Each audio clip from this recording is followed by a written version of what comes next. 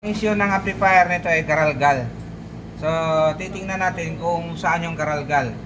Ito yung input, ito yung out. So, ito yung out ng preamp, ito yung out input ng main amplifier.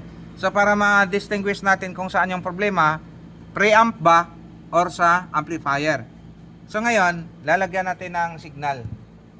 Itong signal na to, ito. Pasok natin dito. Input, dalawa. So ang naka 1 kHz tayo na tune. Ito yung isang contact.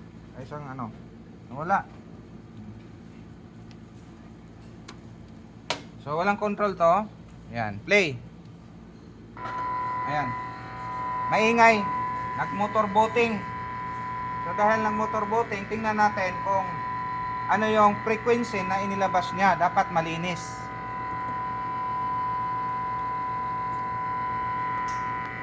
So, meron tayong oscilloscope.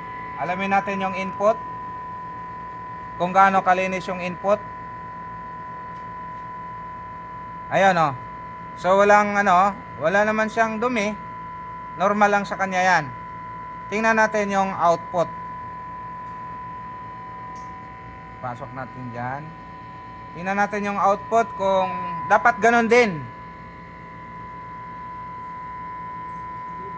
Yan, so nag-pick na siya, auto lang natin yan. Ayan o.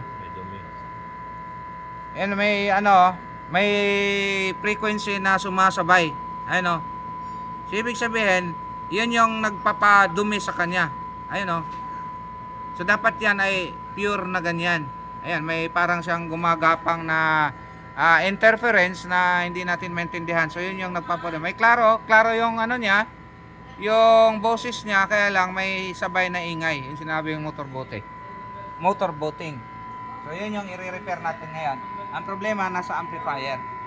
Okay.